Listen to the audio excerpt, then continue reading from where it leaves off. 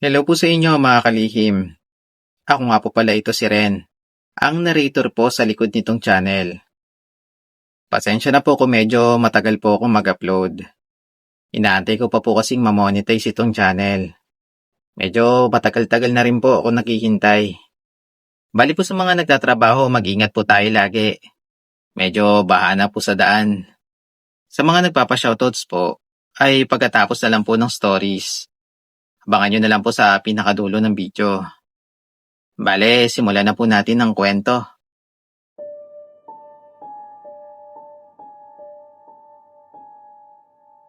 Hello po Kuya Ren. Ako po si Tonet, or call me Tony na lang. Gusto ko lang i-share itong nakakatakot na karanasan ko noong nasa college pa ako. Hindi ko to makakalimutan.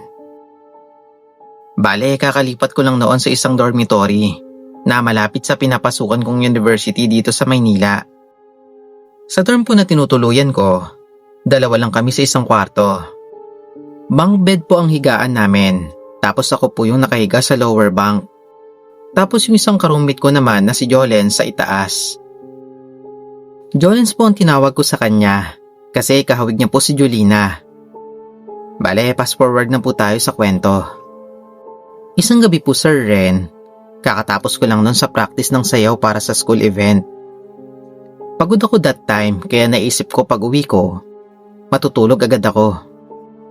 Pagpasok ko sa kwarto, napansin ko na wala yung ka-roommate ko na si Jolens.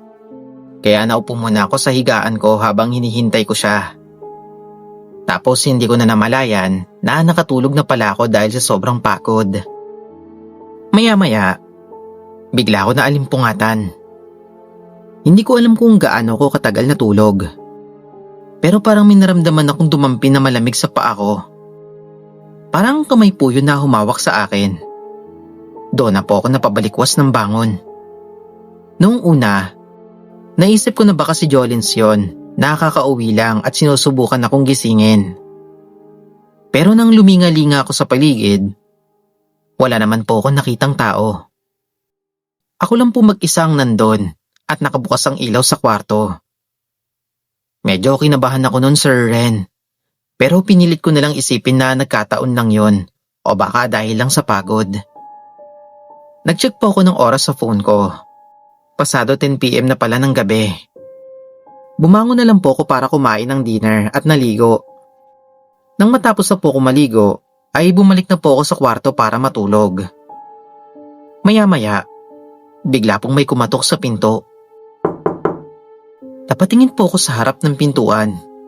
Tapos sumagot ako na kung si Jolens ba yung nasa labas. Wala pong sumagot nung una. Pero ilang segundo lang ang lumipas, narinig ko po ang boses si Jolens sa labas. Sabi niya, nabuksan ko raw ang pinto. Alam kong boses ni Jolens yon, kaya binuksan ko agad ang pinto. Pero pagtingin ko sa labas, wala pong taong nandun. Bigla po akong binalot ng lamig sa katawan ko. Kasi alam ko sa sarili ko na may kumatok at narinig ko ang boses ng ka-roommate ko.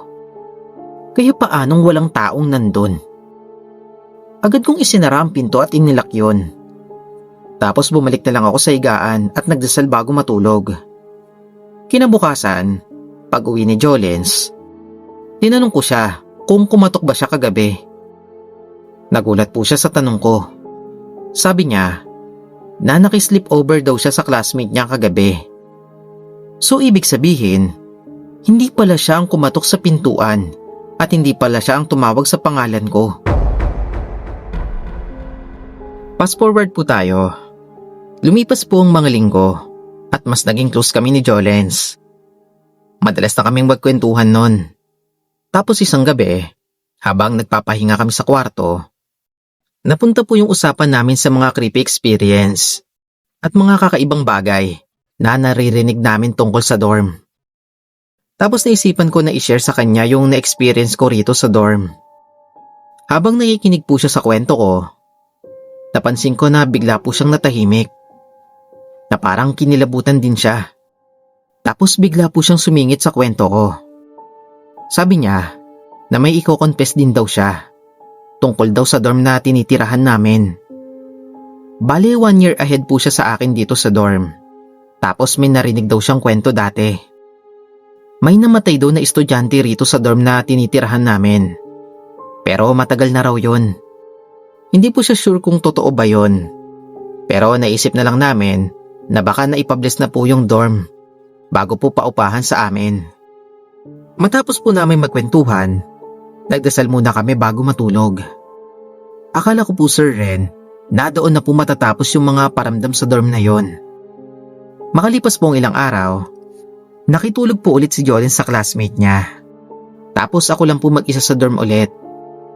Kagagaling ko lang po nun sa meeting. Pagod ako that time. Tapos dumiretso po ako sa kusina para umupo at nag-check po ng skeds ko para sa next week. Tahimik na po ng oras na yun, Sir Ren. Habang nag-check ako ng phone ko, bigla pong nag-brown out. Nagulat ako kasi biglaan po yun. Kaya binuksan ko po agad yung flashlight ng phone ko at kumuha ko ng kandila para sindihan yon. Tapos naupo ako ulit sa kusina habang hinihintay ko na bumalik ang kuryente. Tumingin po ako sa bunk bed namin. Tapos may napansin akong kakaiba. Sa ilalim po ng higaan ko, parang may anino pong nakadapa. Noong una, naisip ko na baka dahil lang sa liwanag ng kandila. Pero habang tumatagal, para na pong gumagapang yun papunta sa akin. Bigla po ako nakaramdam ng hilakbot nun. Nanigas po ako sa kinauupuan ko. Hindi po ako makagalaw at hindi ko rin alam kung anong gagawin ko nun. Sisigaw na po sana ako nang bigla pong bumalik ang ilaw. Bigla po ako napapikit dahil bigla pong nagliwanag. Pagtingin ko po ulit sa kwarto, wala na po yung anino. Pero alam ko sa sarili ko na may nakita ko. Hindi po ako nakatulog ng gabing yun, Sir Ren. Natatakot po kasi ako.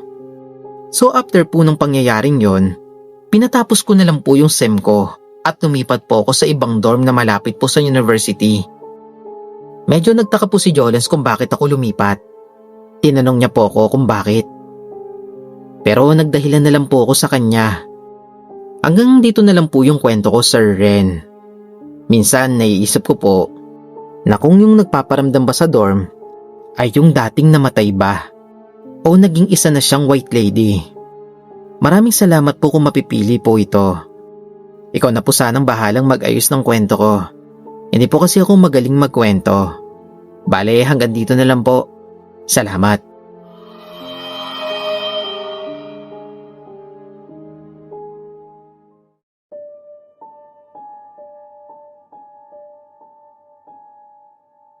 Ako po si Abby. Na-discover ko po itong channel nyo through FB. Madalas po akong makinig ng mga uploads nyo habang gumagawa ko ng mga gawaing bahay. Sa kakapakinig ko sa inyo, naisipan ko rin na i-share itong nakakatakot na karanasan ko noong 9 years old pa lang ang anak kong babae at nag-aaral pa siya sa elementary. Madalas pong malungkot ang anak ko that time kasi wala po siyang kalaro sa nilipatan naming apartment. Kaya sa tuwing umuwi siya after ng school, ay mag-isa lang siyang naglalaro. Isang araw, nakitira po ang kapatid ng asawa ko at kasama niya po yung pamangkin ko na si Eunice. Kasi nasunugan po sila that time, Sir Ren. Kaya habang inaayos yung bahay nila, ay pansamantala muna sila sa apartment namin na parang roommate po kami doon. Gusto po sana makipaglaro ng anak ko kay Eunice. Ang kaso ay mahiyain po siya. Kaya ang anak ko na lang po ang unang nag-approach sa kanya para makipaglaro. After po ng ilang days, ay naging close rin sila. Tapos madalas silang naglalaro sa kwarto, nagdo-drawing at nagkwekwentuhan. Pero isang gabi, habang sinusuklian ko ang anak ko bago matulog, pinakita niya sa akin yung drawing nila ni Eunice. Yung drawing po ng anak ko, normal naman po siya na may family tree, nakasama po yung asawa ko at siya. Pero nang pinakita ng anak ko yung drawing ni Eunice, bigla ako natahimik. Same lang naman yung drawing nila ng anak ko na may family tree, Nakasama yung mama at papa niya. Pero sa gilid ng drawing, may isang malaking itim na nilalang nakasama. Matangkad po yun at kulay itim ang buong katawan. Tinanong ko agad yung anak ko. Kako, sabi ko sa kanya, "Nak, sino tong nasa gilid ng drawing?" Tumingin po siya sa akin, na halatang inosente pa. Kasi nga bata pa siya nun, Sir Ren. Sabi niya, kaibigan daw ni Eunice yun at kalaro daw niya sa dati nilang bahay. Bigla ako nakaramdam ng lamig sa buong katawan ko nun, Sir Ren. Hindi ko po alam kung bakit. Pero pakiramdam ko na hindi yun normal na nilalang. Kasi ang pagkakaalam ko, hindi po marunong magsinungaling ang bata sa mga nakikita niya. Pero hindi ko nalang po masyadong inisip yon. Fast forward po tayo sa kwento. Lumipas po ang 1 week noon. Tapos may nangyari sa bahay. Bandang 3:00 po ng madaling araw to nangyari, Sir Ren. Natutulog po kami ng asawa ko noon. Tapos bigla po ako nagising. Bumangon ako para uminom ng tubig sa kusina.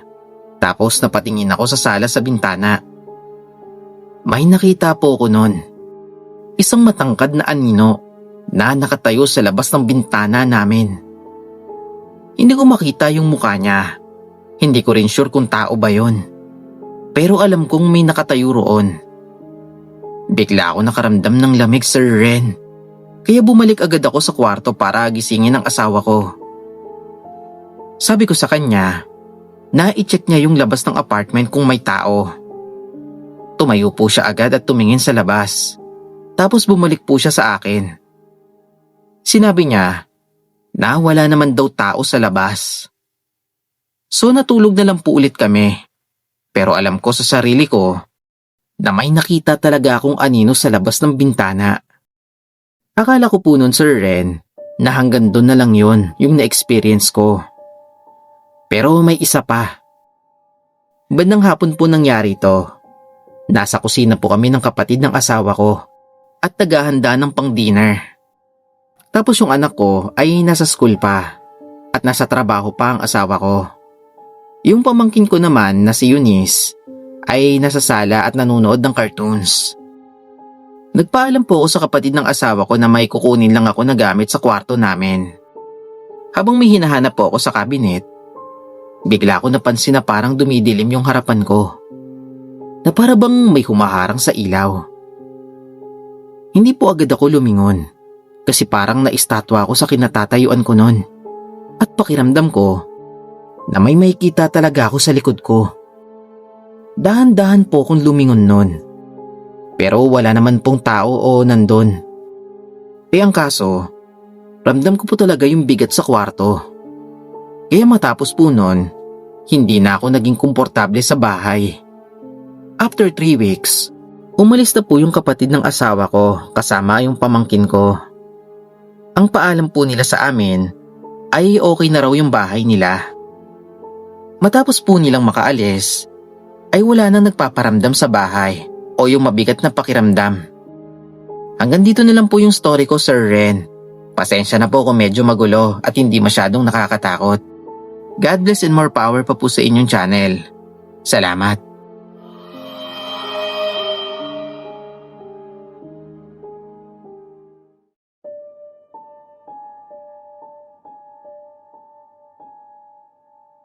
Itago niyo na lang po ako sa pangalang David. Matagal na ako nagtatrabaho bilang call center agent. Nasa 35 years old na ako ngayon at nakatira sa Makati kasama ang live-in partner ko. Nais ko lang i-share itong karanasan ko noong panahon na nagbo-board pa lang ako. Nangyari ito ilang taon na ang nakalipas. Noong bagong lipat pa lang ako sa isang boarding house na nirecommend sa akin ng dati kong katrabaho. Yung nalipatan kong boarding house is hindi naman siya gaanong kalakihan. Pero okay na rin yon kasi mura po ang rent at malapit din po kung saan ako nag-apply. May work pa naman ako that time. Pero parang gusto ko nang lumipat. Kasi nafe-feel ko na ang toxic na ng environment. Kaya habang may work pa ako, ay naghanap na ako ng bagong mapapasukan. Bale, 3 po kami sa boarding house, Sir Ren. May ka-roommate po ako noon. Itago na lang po natin sa pangalang Teddy. Ito pong si Teddy ay nagtatrabaho sa isang fast food at morning shift po ang pasok niya. Tapos ako naman at yung isa ko pang ka-roommate, pareho po kaming call center agent na panggabi ang shift. Fast forward po tayo sa kwento, Sir Ren. Day off ko po that time. Parehas kaming nasa kwarto ni Teddy noon. Yung ka-roommate ko po na si Teddy, nagbabasa lang po noon. Tapos ako naman, natutulog na po. Tahimik po ng gabing yon, hanggang sa bigla po ako nagising. Hindi ko po alam kung anong oras na noon, pero parang may narinig po akong kakaiba. Na para bang may taong nahihirapang huminga. Yung parang sinasakal po siya. Noong una, naisip ko na baka namali lang ako ng dinig at baka dala lang ng antok. Pero nang marinig ko ulit, doon na ako napabangon. Luminga-linga po ako sa paligid, tapos tumingin ako sa higaan ni Teddy. Nanlak yung mata ko, Sir Ren, sa nakita ko. Hawak-hawak niya yung leeg niya habang natutulog.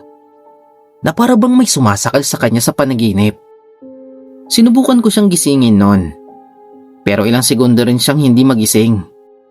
Hanggang sa sinubukan ko na siyang sampalin sa muka at doon na po siya napabalikwas ng bangon. Huminga po siya ng malalim at halatang nagulat. Tinanong ko po siya kung ayos lang ba siya. Tumango po siya sa akin. Tapos sabi niya na may sumasakal daw sa kanya sa panaginip. Hindi ko po alam kung anong sasabihin ko. Kahit ako nabigla rin sa nakita ko. Sinabi ko na lang sa kanya na magdasal siya bago matulog at huwag matulog ng sobrang pagod. Akala ko na one time lang mangyayari yon. Hanggang sa lumipas po ang 2 linggo. Ako naman po yung nakaranas. Day off po nang mangyari yon. Natulog po ako ng bandang hapon. Hindi ko po alam kung gaano kalalim yung tulog ko. Pero bigla po ako nagising na parang may sumasakal sa akin. Pagmulat ko, nakita ko si Teddy sa harapan ko.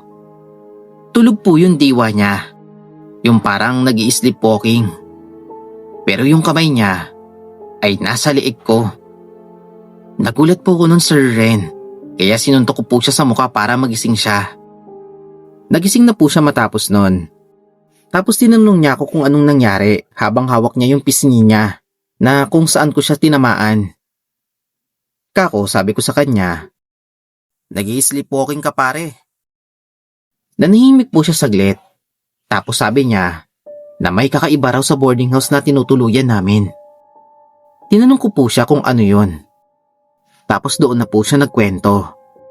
Sabi niya, pakiramdam daw niya may kung anong sumasapi sa kanya kapag natutulog siya. Hindi niya raw makontrol ang katawan niya.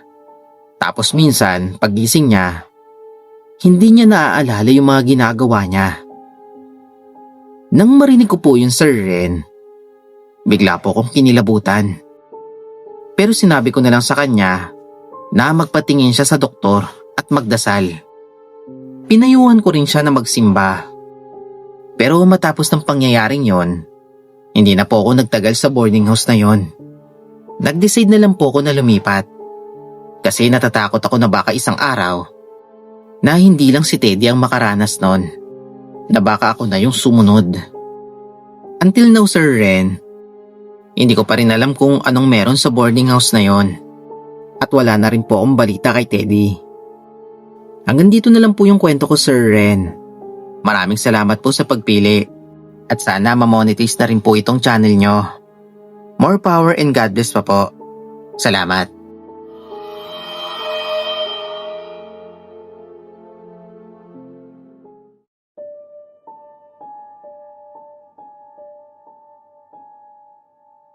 Hello po sa inyo, Sir Ren. Ako nga po pala si Mike. Isa po akong factory worker dito sa South Korea. Bali matagal na ako rito.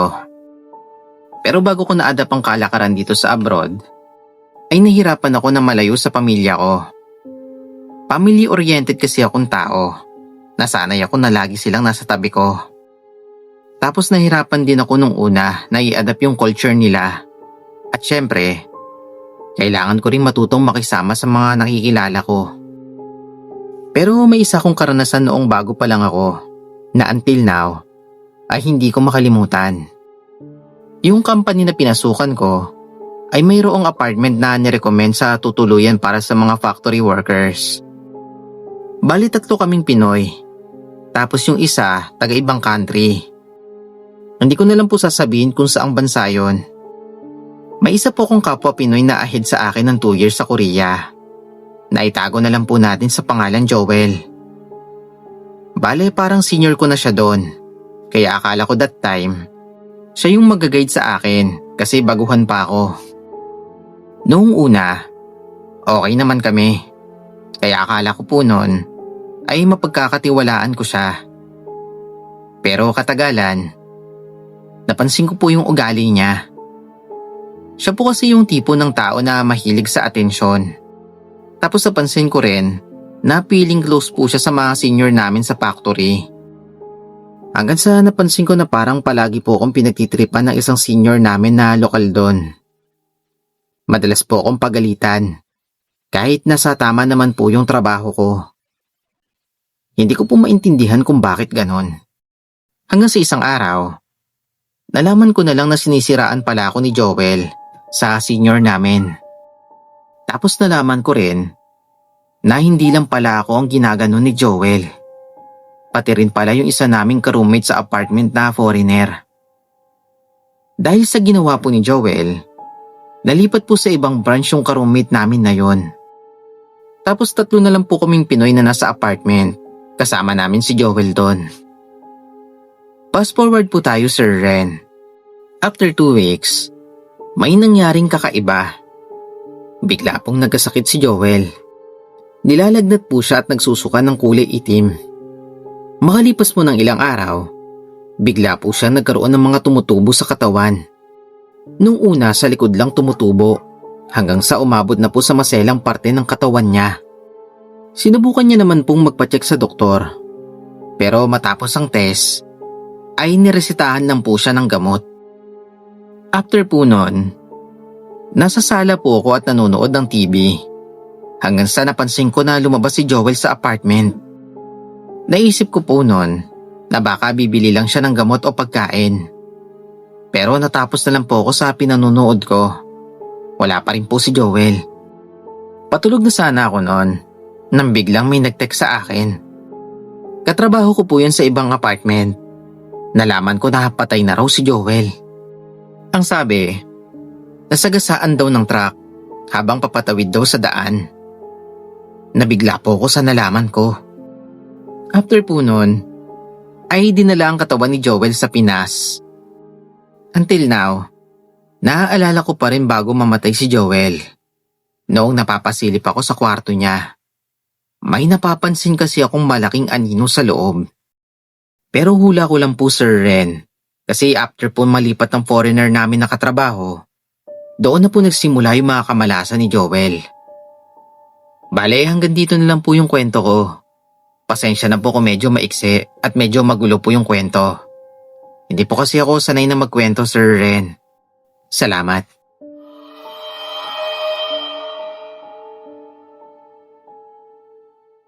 Yo, kamusta guys? Natapos niyo ba ang ating mga stories? Bale, shoutout na po tayo. Nagpapa-shoutout po si Sir Alexis Cabuenas, aka Colette from Kalumpang, Binangonan, Rizal. Salamat daw. So ito naman po yung galing sa Facebook. Si It's Me Ron, shoutout po sa'yo, at si Ashley Bondoy. Maraming salamat po. Sa mga gusto pong mag-shoutout ay mag-comment lang po kayo. Sa mga gusto pong magpadala ng mga horror stories nila o mga nakakatakot na experience, yung email po natin ay nasa description lang po. Check nyo na lang po. O kaya naman po mag-send po kayo ng kwento doon po sa ating mga social media platform na nakalink po sa ating description. Bali hanggang dito na lang po ang ating shoutouts. Salamat!